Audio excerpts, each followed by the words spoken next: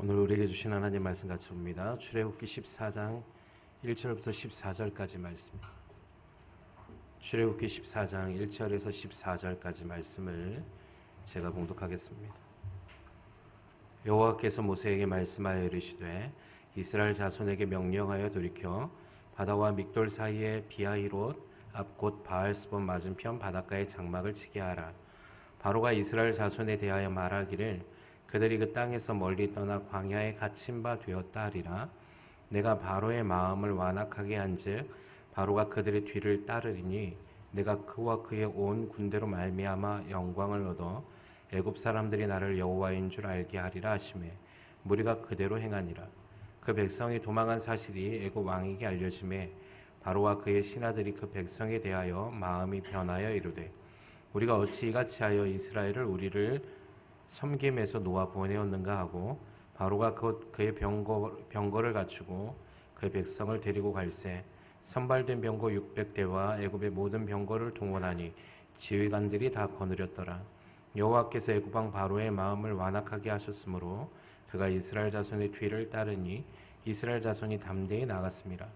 애굽 사람들과 바로의 말들 병거들과 그 마병과 그 군대가 그들의 뒤를 따라 바알스본 맞은편 비하히롯 곁 해변 그들이 장막 친 데에 미치니라. 바로가 가까이 올 때에 이스라엘 자손이 눈을 들어 본즉 애굽 사람들이 자기들 뒤에 이른지라. 이스라엘 자손이 심히 두려워하여 여호와께 부르짖고 그들이 또 모세에게 이르되 애굽에 매장지가 없어서 당신이 우리를 이끌어내어 이 광야에서 죽게 하느냐. 어찌하여 당신이 우리를 애굽에서 이끌어내어 우리에게 이같이 하느냐. 우리가 애굽에서 당신에게 이른 말이 이것이 아니냐. 이르기를 우리를 내버려 두라. 우리가 애굽 사람을 섬길 것이라 하지 아니하더냐. 애굽 사람을 섬기는 것이 광야에서 죽는 것보다 낫겠노라. 모세가 백성에게 이르되 너희는 두려워하지 말고 가만히 서서 여호와께서 오늘 너희를 위하여 행하시는 구원을 보라. 너희가 오늘 본 애굽 사람을 영원히 다시 보지 아니하리라. 여호와께서 너희를 위하여 싸우시리니 너희는 가만히 있을지니라. 아멘. 따라합니다. 비하히롯의 영광. 크게 따라하셔야 돼요. 자, 비하히롯의 영광. 하나님은 저와 여러분을 사랑하십니다. 그리고 오늘 또 복된 날 저와 여러분의 삶 가운데 거룩한 주일에 하나님께서 하늘의 창고를 여시고 우리에게 복 내려주심을 믿으시기 바랍니다. 여러분, 우리 이 속담에 뛰는 놈 위에 나는 놈 있다라는 속담이 있습니다. 여러분 알고 계시죠? 이게 뭐냐면 어떤 분야에 있어서 내가 아무리 뛰어난 일을 할지라도 이거 하우링 생기니까 조금 조절해야 돼요. 그보다 훨씬 더 뛰어난 사람이 있다라는 것을 얘기하는 거죠. 그러니까 내가 뛰어나도 나보다 더 잘하는 사람이 있다. 그래서 뛰는 놈 위에 나는 놈 있다라는 표현을 씁니다. 그래서 뭐라고 얘기하냐면 내가 아무리 잘하더라도 자만하지 말라라는 말을 쓸 때 이 속담을 씁니다. 근데 이 속담을 좀 재미있게 표현을 했는데 뛰는 놈 위에 나는 놈이 있다라는 사람들의 여러 가지 생각들을 정리해서 쓴 게 있어요. 뭐냐면 절대주의자는 이렇게 해석한다 그래요. 뛰는 놈 위에는 반드시 나는 놈이 있다. 절대주의자들은 이렇게 생각하고 상대주의자들은 이렇게 생각한다 그래요. 뛰는 놈이 있기 때문에 나는 놈이 있는 거야. 네. 그리고 생물학자는 뛰는 놈은 다리가 있고 나는 놈은 날개가 있다. 네. 낙관주의자는 뛰는 놈도 언젠가는 날 수 있는 때가 올 거야. 네. 비관주의자는 이렇게 해석해요. 나는 놈도 언젠가는 뛸 수밖에 없는 때가 온다. 네. 아담 스미스는 이렇게 얘기했다네요. 뛰는 놈과 나는 놈이 서로 분업한 게 틀림없다. 네. 공자는 뛰는 놈은 나는 놈에게 공손해야 한다. 네. 다윈은 뛰는 놈이 진화하면 나는 놈이 된다. 네. 라이트 형제는 이렇게 얘기해요. 나는 놈은 우리가 처음이다. 네. 소비자는 뛰는 것보다 나는 게 비싸다. 약장사는 이렇게 얘기한다 그래요. 이 약 한 병 먹으면 뛰는 놈이 날 수 있습니다. 네. 여기서 하면 안 되세요. 네. 제가 왜 뛰는 놈이 나는 놈이냐 이 얘기를 말씀을 드리냐면 여러분, 우리가 이 세상을 아무리 열심히 살아와도 발버둥 쳐도 우리가 살아가는 이 세상에서의 어려움과 고난을 피해 갈 수 없을 때가 너무 많이 있다라는 것이죠. 그래서 우리는 생각합니다. 야, 내가 아무리 발버둥 쳐도 나보다 더 위에서 나를 짓누르는 무언가가 있구나라는 생각을 하게 된다는 거예요. 그래서 오늘 본문에도 마찬가지인데 성경은 우리의 삶이 얼마나 고통스러운가, 너희가 아무리 뛰어도 날 수가 없다라는 사실을 정확하게 얘기하고 있는 것이 성경의 내용입니다. 그런데 우리는 예수 믿고 성경의 말씀을 듣고 알고도 있는데 나는 내가 언젠가는 날 수 있을 거라고 생각하면서 열심히 살아가더라는 거죠. 근데 우리가 오늘 이 말씀 특별히 출애굽기 14장을 통하여서 우리가 한번 다시 살펴볼 텐데 우리의 삶은 뛰는 데서 한계가 있어요. 그럼 우리가 날 수 있는 방법이 있는데 그것이 무엇이냐? 이제 오늘 그것을 좀 나누기를 원한다는 것입니다. 여러분, 오늘 출애굽기에 보면 14장에 우리가 출애굽했던 이스라엘을 알고 있습니다. 하나님께서 아브라함에게 약속해 주셨죠. 그리고 내가 너를 통하여서 내 큰 민족을 이루리라 라고 말씀하셔서 아브라함과 이삭과 야곱을 통하여서 하나님이 자녀를 번성케 해주셨습니다. 야곱 때에 이르러서 12명의 자녀와 그리고 야곱의 가족들 70명이 흉년을 피해서 애굽으로 내려갔죠. 그때 누가 준비했냐면 우리가 잘 알고 있듯이 요셉이 이미 준비되어져서 야곱의 가족들을 맞이할 수 있도록 인도해 주셨습니다. 문제는 하나님이 아브라함과의 약속이 애굽이 아니었다는 데 있죠. 아브라함은 하나님께서 약속하신 땅이 있었습니다. 그리고 이스라엘은 반드시 그 땅으로 들어가야만 했어요. 그 땅이 어디였냐면 우리가 잘 알고 있는 지금 이스라엘의 땅이에요. 그곳을 구약에는 가나안이라고 불렀습니다. 즉 가나안 땅이 약속된 땅인데 여러분, 성경이 지금 아브라함과의 언약이 수천 년이 지나 있는데 그 약속은 이루어졌죠. 그래서 지금 이스라엘이라는 땅이 그곳에 있습니다. 어쨌든 아브라함이 약속해 준 그 가나안으로 들어가기의 과정 가운데 한 지역이 어디냐면 애굽 즉 이집트였어요. 근데 그곳에 갔더니 요셉이 총리 대신이었기 때문에 야곱과 그의 가족들이 들어갔을 때 그곳은 굉장히 살기가 좋았습니다. 특별히 애굽 왕 바로가 요셉 총리를 너무나 신임했기 때문에 그의 아버지와 그의 가족들이 살기에 가장 좋은 땅을 선정해줘요. 그게 어디냐면 고센이라는 땅이었습니다. 제가 저번에 한번 말씀드렸죠. 이 고센이라는 땅은 굉장히 비옥한 땅이었어요. 그래서 그곳에는 무슨 농사를 짓든 풍성한 곡식과 열매들을 얻을 수 있는 비옥한 땅이었습니다. 그러니까 특별 대접을 해준 거예요. 그곳에 가서 야곱의 가족들이 농경 사회를 해서 부족함 없이 살 수 있게. 그런데 우리가 잘 알듯이 이 이집트의 나라의 요셉 그리고 야곱은 이방인이죠. 이집트의 본 백성이 아닙니다. 이방인이에요. 유대인이기 때문에 결국은 어떻게 되냐면 요셉을 알지 못했던 바로의 왕이 일어났는데 요셉이 누군지도 잘 모르는 거죠. 사실은 이때 이제 어쩌는 역사적인 사건들이 있는데 그걸 얘기할 수 없기 때문에 요셉을 알지 못했던 한 왕이 일어났는데 보니까 자기의 이집트 나라의 백성보다 이방인 유대인의 수가 점점 많아지는 것 같았어요. 그러니까 상대적으로 이 이집트의 왕 바로가 어떻게 생각하냐면 야, 이거 그냥 내버려뒀다가는 나중에 이 민족이 일어나서 강성해져서 더 우리 민족을 공격해 올 수도 있겠다라는 생각을 한 겁니다. 당연히 그렇게 생각하겠죠. 여러분, 이집트는 대제국이었어요. 여러분, 우리가 지금 이집트에 가보면 대피라미드 같은 것들이 굉장히 많이 있잖아요. 그 당시에 엄청난 강성한 국가임을 우리가 지금도 알고 있듯이 이 당시에는 다 그 정도의 힘을 갖고 있었는데 그때 당시에 이집트가 이 유대인 이스라엘 민족을 보며 두려워했을 정도로 인구수가 많았어요. 어느 정도 됐냐면 200만이 넘었죠. 그러니까 굉장한 큰 국가를 이루는 거예요.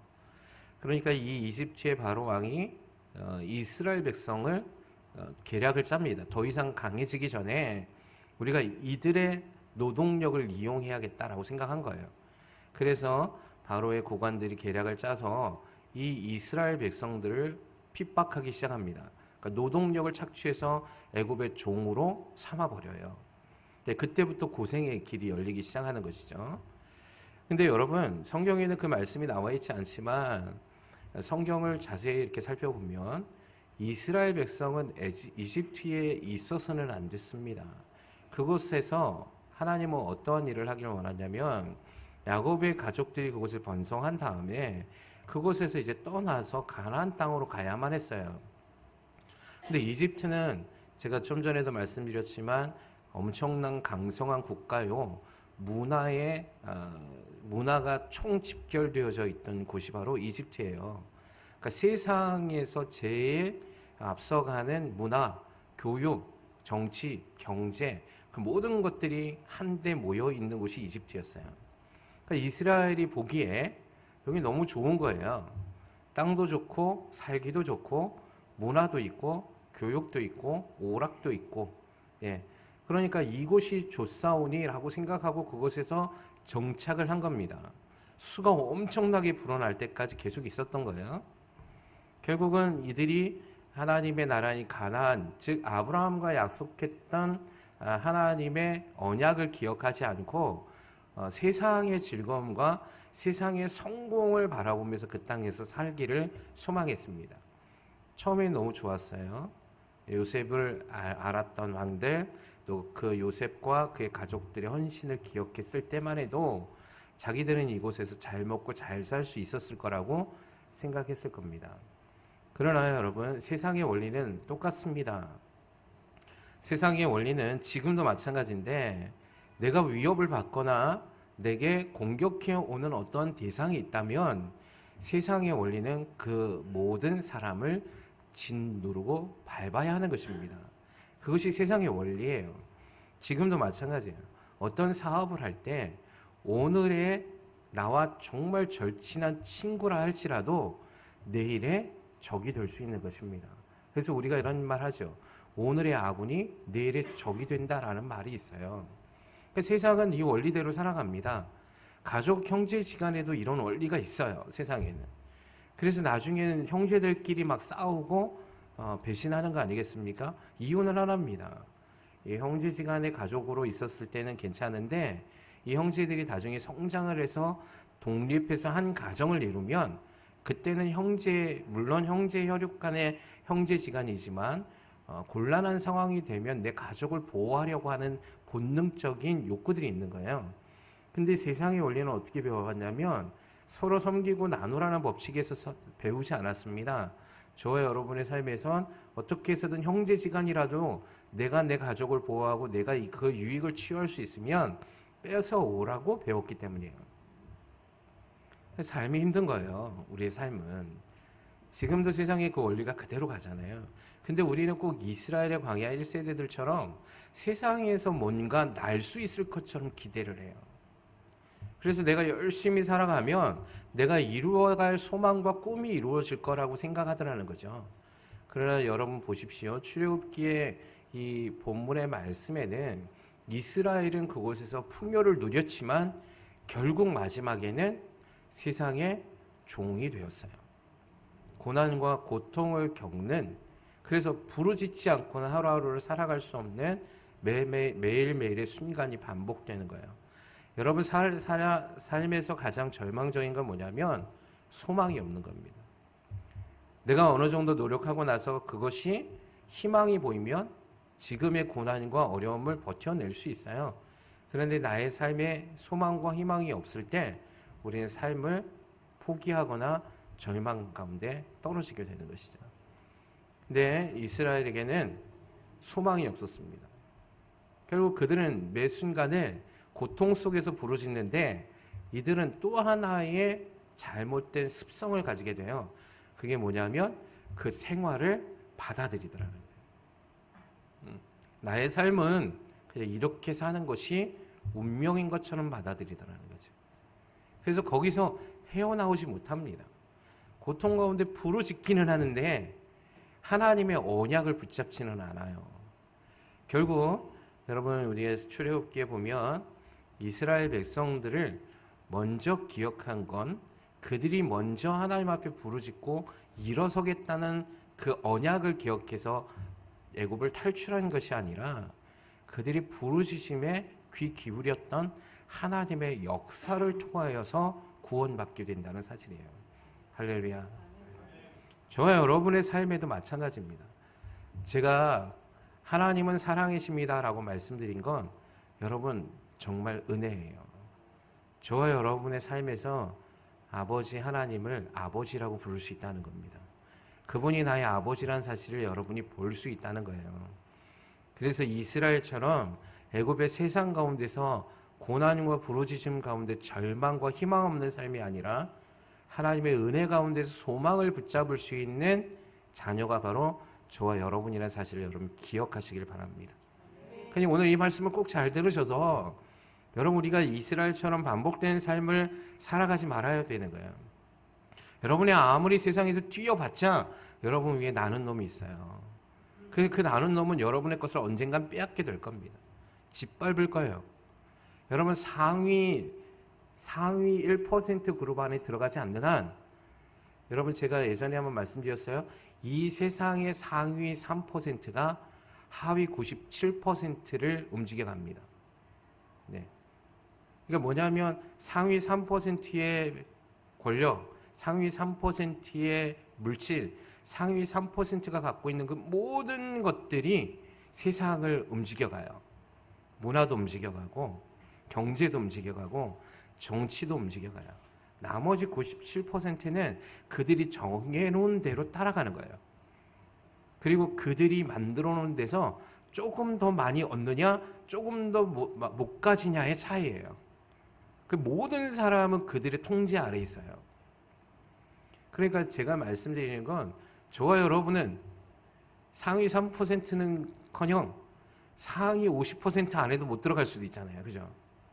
그러니 우리가 무엇을 바라야 되냐면 여러분 우리의 삶에서 아무리 아둥바둥 해봤자 저와 여러분의 삶에서는 이스라엘이 가지고 있던 지금의 풍요와 지금의 소망도 나중에 언젠간 절망으로 바뀌게 된다는 것이죠.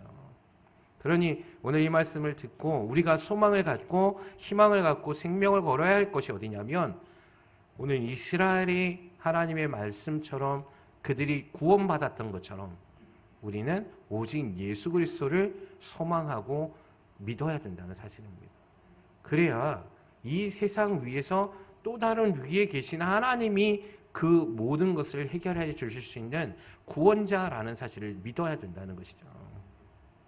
감사한 건 세상의 모든 것을 통치하고 다스리는 것을 어둠의 권세자, 통치자라고 성경이 기록하고 있죠.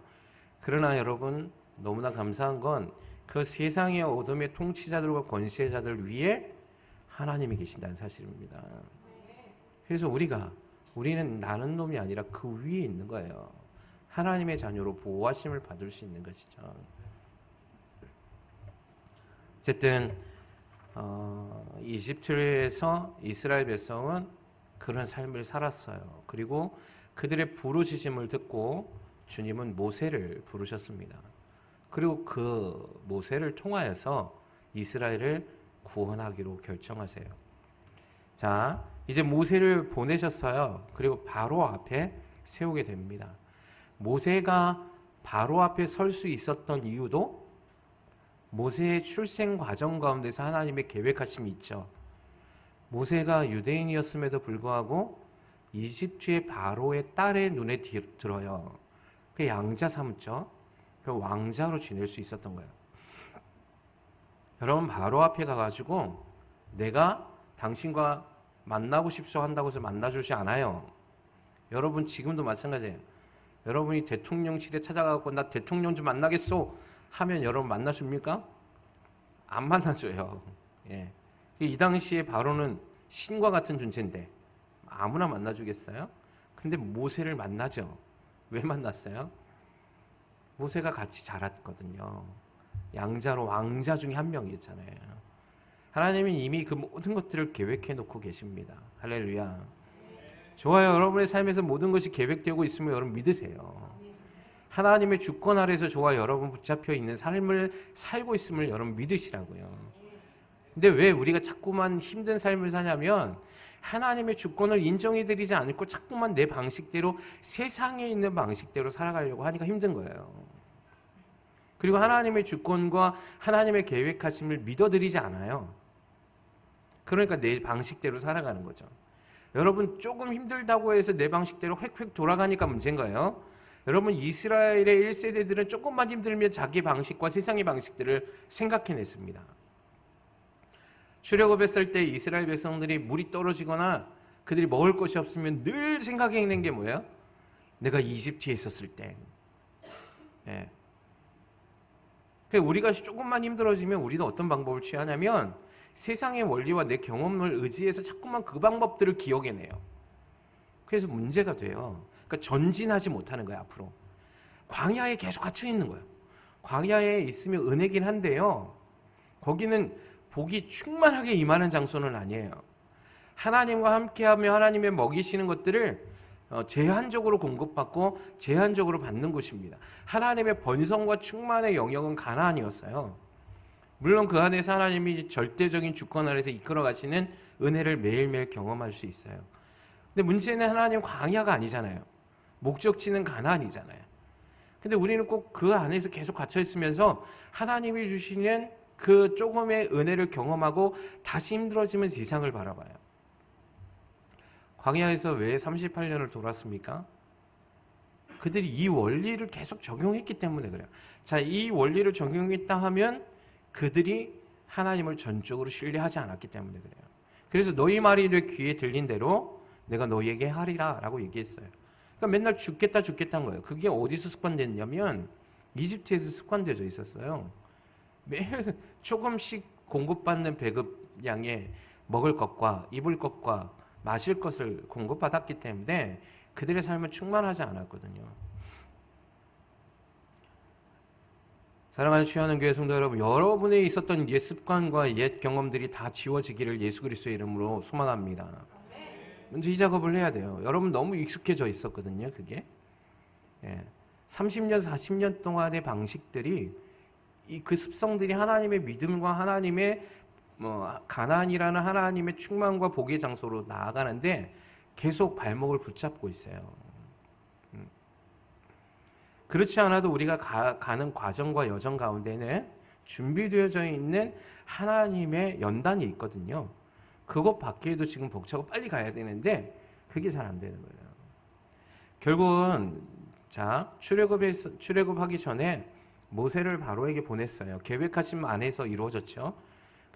모세가 바로에게 가서 담대하게 얘기합니다. 뭐라고 얘기했습니까? 이스라엘은 하나님의 백성이다. 자, 이들을 놓아주어라. 이들이 광야에 가서 사흘 길을 걸어가서 하나님께 예배하러 나갈 거다. 이렇게 얘기했어요. 멋지죠? 그리고 그 바로 앞에서 기적을 베풉니다. 모세의 지팡이가 바로의 요술사들, 마술사들의 지팡이를 삼켜버리죠. 기적도 봐요. 그래갖고 그 모습을 들었을 겁니다. 이스라엘 백성들. 꿈이 있었어요. 소망이 있는 거예요. 이제 더 이상 여기서 있지 않아도 되겠구나. 우리가 소망하는 나라, 우리가 소망하는 국가를 이룰 수 있겠구나. 이 대이집트를 정복해낼 수 있겠구나 라고 생각했어요. 그리고 나서 어떤 일이 일어났습니까? 바로가 깜짝이야. 너무 무섭다. 내가 너 놓아줄게. 이렇게 했습니까? 아니, 그러지 않았어요. 하나님을 섬기기 위해서 하나님의 믿음으로 한 발을 떼니까 바로가 이렇게 얘기했습니다. 너희들이 살만하구나. 너희가 지금 하는 일이 편안한가 보구나. 그래서 바로의 고위 관료들에게 뭐라고 얘기합니까? 이제 이들이 일하는 것이 너무 편하고 쉬우니까 쓸데없는 얘기들 한다. 이제 이들이 일하는 걸 더 가중시켜라. 벽돌을 만드는데 집도 주지 말고 스스로 얻게 하여서 매일의 할당량을 배가로 늘려라. 이렇게 얘기했어요. 지금도 힘든데 더 고된 삶이 시작되는 거죠. 그 소리를 듣자마자 이스라엘 백성들이 절규했습니다. 그리고 바로에게 이렇게 얘기했어요. 왕이시여 왜 이러십니까? 그랬더니 바로가 이렇게 얘기했어요. 너희가 너희 하나님 앞에 제사하러 나간다는 쓸데없는 얘기를 하니 너희가 살만하기 때문이 아니냐? 너희는 내가 명령한 대로 2배의 것들을 매일매일 할당량을 채우라. 채우지 않으면 핍박을 가하는 거예요. 먹을 것도 주지 않고 쉬지 못하게 하는 겁니다. 그때에 이스라엘 백성들이 어떻게 하냐면 모세를 원망합니다. 이 우리의 모습 같아요. 여러분, 하나님을 예배하기 위해서 세상은 절대로 우리를 놓아주지 않습니다. 하나님의 복을 받는데 세상은 절대로 우리를 포기하지 않습니다. 바로는 세상의 대표적 상징이거든요. 저와 여러분이 믿음으로 한 걸음 떼면 세상은 우리를 목을 죄어올 겁니다. 두렵게 할 겁니다. 때로는 힘들게 할 수도 있습니다. 그래서 우리가 거기에 눌려가지고 두려워가지고 하나님 예배하거나 하나님의 믿음으로 서는 것에 움찔되게 만듭니다. 그러니 여러분 염려하지 마세요. 세상 위에 누가 계시다고요? 주님이 계시잖아요.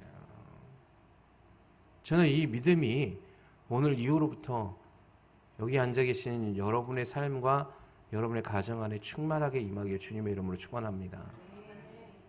우리가 자꾸 움찔대고 뒤로 물러나니까 하나님의 초자연적인 기적을 경험하지 못하는 거예요. 하나님의 초자연적인 역사는 그 다음에 일어나거든요. 그럼에도 불구하고 모세는 거기서 어떻게 합니까? 뒤로 물러나지 않습니다. 이스라엘 백성은 모세를 향해서 원망하고 막 돌을 던졌지만 모세는 꿋꿋하게 그 자리에 서 있는 거예요. 모세가 하나님께 간구합니다.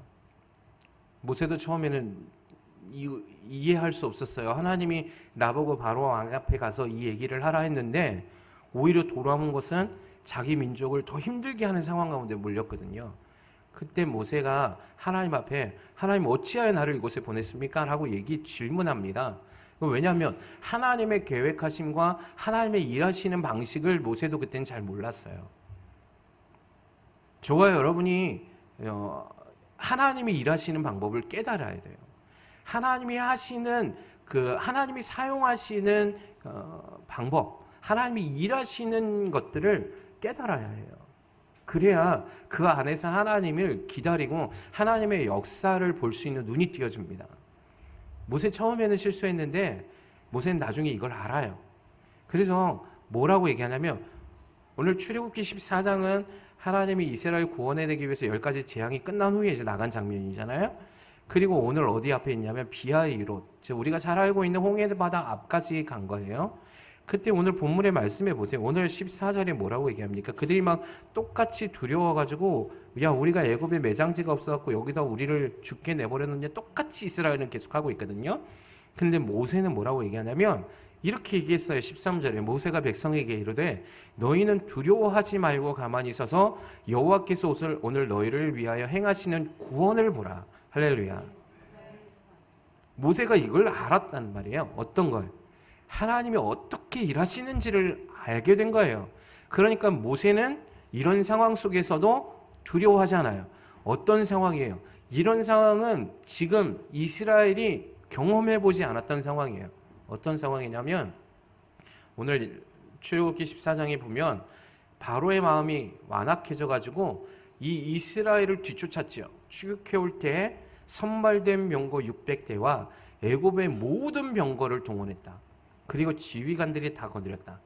그러니까 수십만 명의 군대들이 이 이스라엘을 죽이러 쫓아오는 거예요. 이거 뭐 하겠다는 겁니까? 죽이겠다는 거예요. 이걸 경험해 본 적이 없어요. 애굽에서.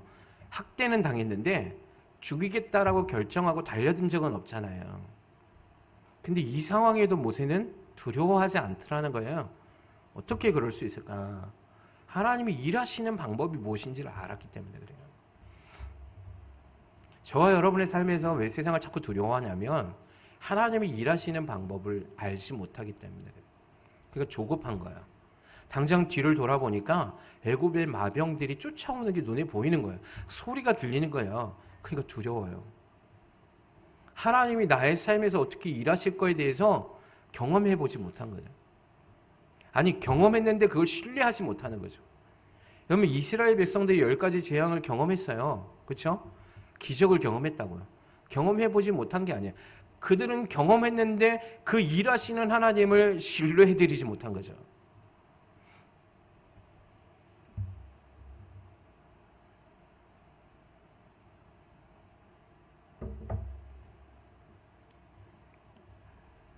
여러분, 이스라엘 백성을 주님이 내 백성, 내 이스라엘이라고 불러주셨습니다.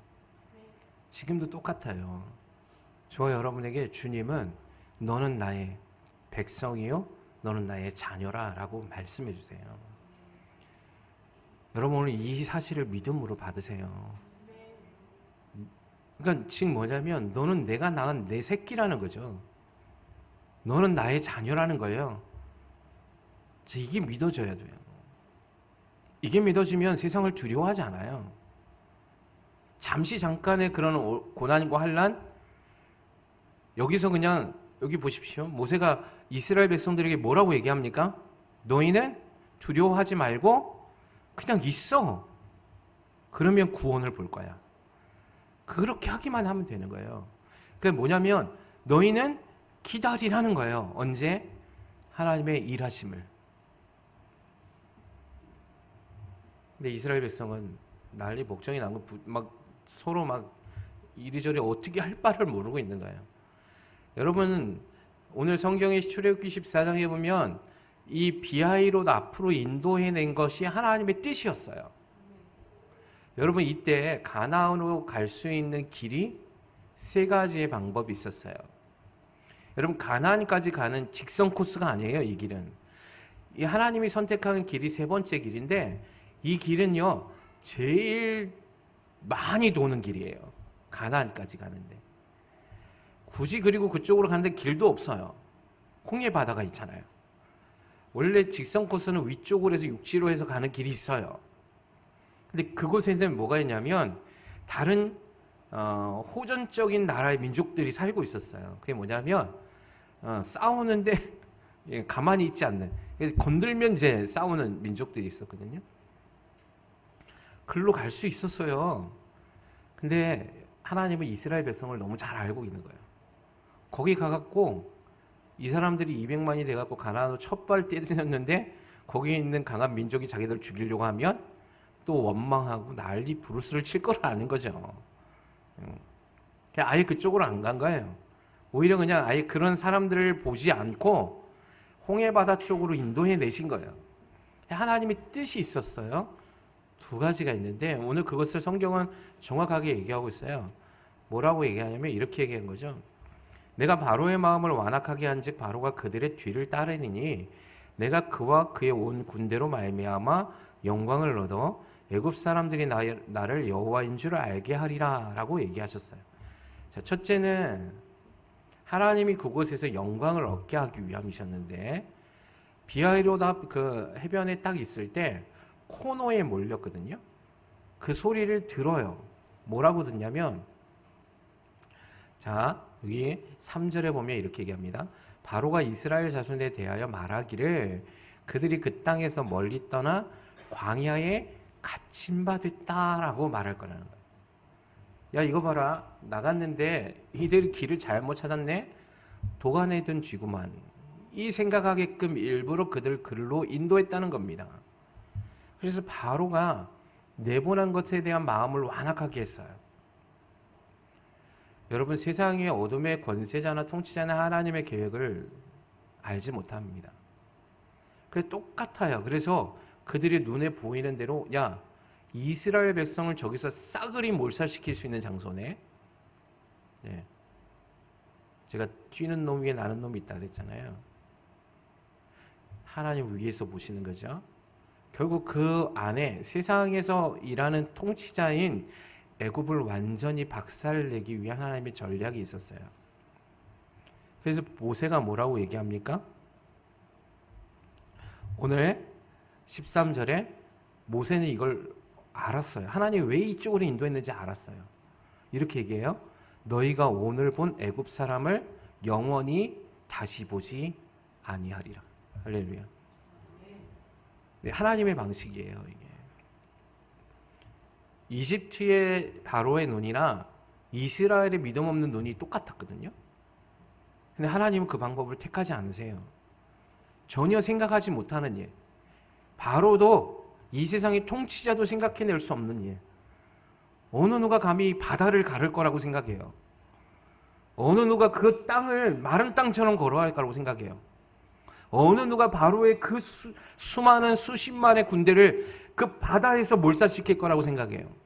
아무도 생각하지 않습니다. 생각해 볼 수도 없는 일이죠. 누구만이 하실 수 있어요? 하나님만이 하실 수 있는 일이에요. 그토록 치를 떨었던 두려워했던 대상을 다시는 보지 않게 하기 위함이었어요. 염려하지 마. 내가 너희의 하나님이잖아. 너희가 430년 동안 살아 두려워했던 그 민족을 다시는 너희 앞에 서지 못하게 하리라. 할렐루야. 여러분, 이것이 하나님의 방식이잖아요. 근데 우리는 자꾸 이 방식을 못 믿어해요. 하나님 지금도 그렇게 일하시거든요. 동일하세요. 하나님은 세상의 방법과 원리를 사용하지 않으세요. 그래서 여러분이 세상의 원리와 세상의 기준과 여러분의 방식대로 하나님께 도움을 구해도 하나님 일하시지 않으세요. 오직 하나님의 방법, 이 세상, 그러니까 저와 여러분이 상상할 수 없는 일을 통해서 하나님이 일하시길 원하세요. 그래서 우리가 고백하기를, 야, 이건 진짜 하나님이 하셨어요 라고 얘기해야 되는 거예요. 아멘이십니까? 그러면 우리가 해야 할 일은 뭡니까? 막 안절부절 못하고 두려워하고 긴장하고 막 있는 게 아니라 하나님의 도우심을 기다리는 거예요. 뒤에서 나를 쫓아오는 수십만의 대군이 와서 날 죽이려 할지라도 그 자리에 있는 거예요. 움직이지 않는 거예요. 하나님 그곳으로 인도하셨으니까. 하나님이 나를 비아리로다 그 해변 앞에 세우셨으니까. 그곳에 장막을 치게 하셨으니까. 그럼 이곳에 인도하신 하나님의 뜻이 있겠지. 그를 기다려야죠. 이 기다림이 잘 안 돼요. 근데 이 기다림을 아는 사람은요, 하나님의 역사를 소망합니다. 모세가 그렇게 했어요. 다윗도 그런 사람이었어요. 믿음의 선진들은 다 그런 사람들이었다는 거예요. 그래서 히브리서 11장에는 믿음을 이렇게 얘기한 거예요. 믿음은 바라는 것들의 실상이요 보이지 않는 것들의 증거라. 할렐루야. 여러분이 소망하는 걸 주님이 알고 계십니다. 여러분 이 땅 가운데서 누구보다 더 잘 되기를 원하시는 것이 주님이세요. 여러분의 가정이 평안하고 기뻐하기를 누구보다 더 잘 되고 이 세상에서 머리가 되기를 원하시는 것이 주님의 뜻입니다. 그곳으로 가는 그 걸음의 여정이 그러나 세상의 방법으로는 가지 않는다는 거예요. 저와 여러분의 경험과 지식과 원리대로 가지 않는다는 거예요. 그 걸음은 오직 예수 그리스도의 방법만으로 걸어가야 되는 거예요. 그렇지 않고선 그 걸음을 걸어갈 수가 없어요.